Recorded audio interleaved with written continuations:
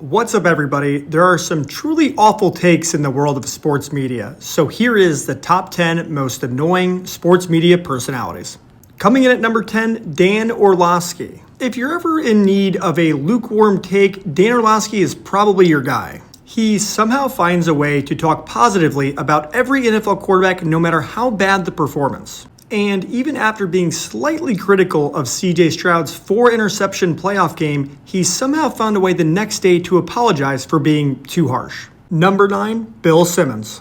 At one point, Bill Simmons was the consensus number 1 sports writer, but I think it's fair to say he's a bit past his prime. His ability to be so openly biased but yet pretend he's being objective is truly a work of art. When talking about the NFL and NBA and somehow always bringing it back to the Celtics and Patriots is just exhausting at this point.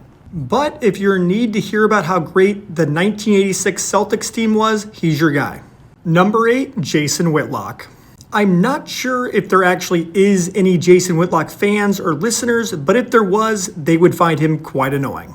Parading around as a truth teller and a person who only talks about complex issues in a unique way. Yet all of his takes are extremely biased and through a straw man argument. And if there is any actual Jason Whitlock fans out there, I'd love to meet one. Number 7, Darren Rovell.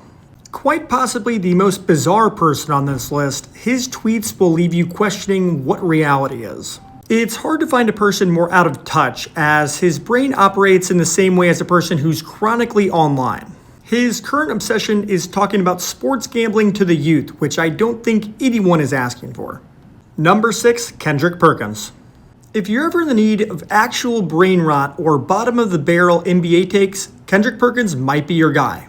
He operates in a way as if his fans don't have internet access to check his awful takes. Completely caught up in narratives and hot takes. He's more likely to call LeBron James a bum than the second greatest player of all time. Number 5, Colin Cowherd. Bombastic and at most times inconsistent, it seems like his only goal is to annoy his listeners. He parades around as if he's only trying to entertain the viewer, but the moment you criticize one of his awful sports takes, he also gets offended. He's a bit like arguing with your 60-year-old uncle who just won't admit when he's wrong, even if what he's talking about makes no coherent sense. Number 4, Jemele Hill. At this point, it might be difficult to say she's even a sports media personality, as she never actually wants to talk about sports. She somehow has the wild ability to talk about something like the Super Bowl and turn it into a socio-economical political issue. Number 3, Emmanuel Acho. He's actually a bit similar to the Kendrick Perkins of the NFL, but somehow more annoying. Most recently, he's talked about how Shedeur Sanders should not listen to his new head coach because he hasn't actually won anything. And then you might wonder, what has Shedeur Sanders won in his NFL career? And then you come up with the worst take ever. Number 2, Stephen A. Smith. Quite possibly the most polarizing sports media personality of all time, he almost seems more concerned with boosting himself up as an athlete and tearing actual athletes down. But his ability to talk about something he knows absolutely nothing about with the utmost confidence is impressive for anybody. And number 1, Skip Bayless.